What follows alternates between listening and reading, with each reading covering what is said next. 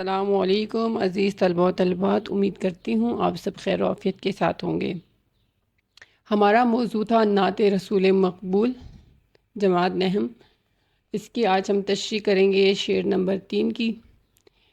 اس سے پہلے آپ کے ساتھ کچھ ایسے جملے شیئر کرنا چاہوں گی جو آپ کو ایک امید دے، آپ کے اندر ایک جوش اور جذبہ پیدا کریں۔ کہتے ہیں محنت کا صلہ فوراً نہیں ملتا، لیکن یقین رکھو ملتا ضرور ہے، اور یہ حقیقت ہے، ہم سب جانتے ہیں ایسا ہی ہے۔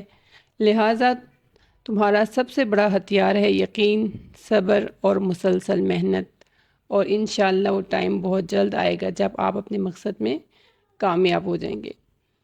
تو چلتے ہیں شعر نمبر 3 کی طرف۔ شعر نمبر 3 ہے ہمارے پاس: گرتے ہوں کو تھام لیا جس کے ہاتھ نے، اے تاجدار یثرب و بتا تم ہی تو ہو۔ اب اس شعر میں شاعر کیا کہتے ہیں، تشریح کرنے کے کچھ اصول و ضوابط میں پہلے آپ کے سامنے بیان کر چکی ہوں۔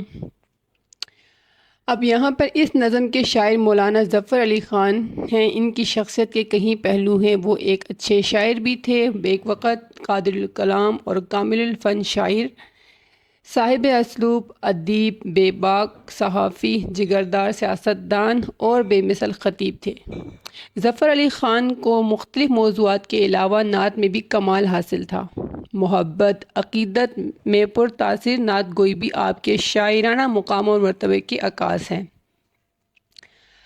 حوالہ جات میں یہاں میں نے شعر آپ کے سامنے اس میں شامل کیا ہے: کبھی کسی کو ستایا نہیں، سچ کا چراغ جلایا نبی نے، مظلوم کے ساتھ کھڑا ہو گیا، حق کا علم لہرایا نبی نے۔ حضور اکرم صلی اللہ علیہ وآلہ وسلم ہی وہ ہستی ہیں جو گرتے ہوئے لوگوں کو سنبھال لیتے ہیں۔ آپ صلی اللہ علیہ وآلہ وسلم کے آنے سے پہلے یہ دنیا کفر اور شرک کا گہوارہ بنی ہوئی تھی۔ انسانیت کے درجے سے گر چکی تھی اور لوگ حیوانوں سے بھی بدتر ہو گئے تھے۔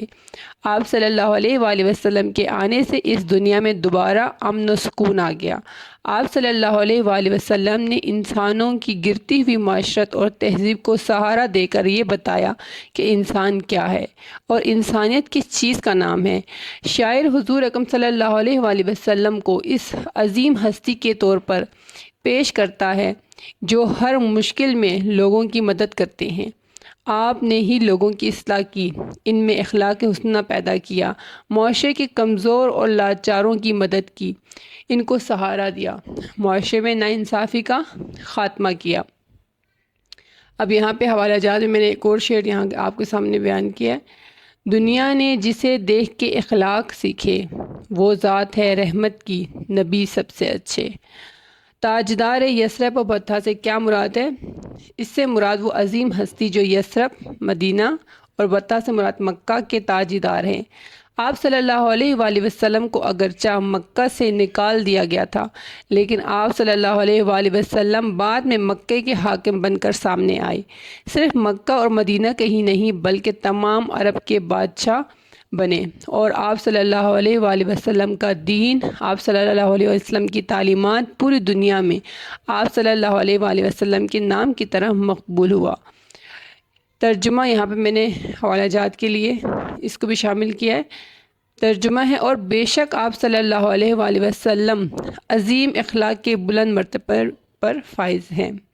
تو یہ آپ کے شعر نمبر 3 کی تشریح یہاں پر مکمل ہوتی ہیں، اور اس طرح آپ اپنی تشریح میں حوالہ جات شامل کریں لازمی، اور مزید جو ہے تشریح کو عمدہ اور معیاری بنانے کے لیے اپنے مطالعے کو جاری رکھیں۔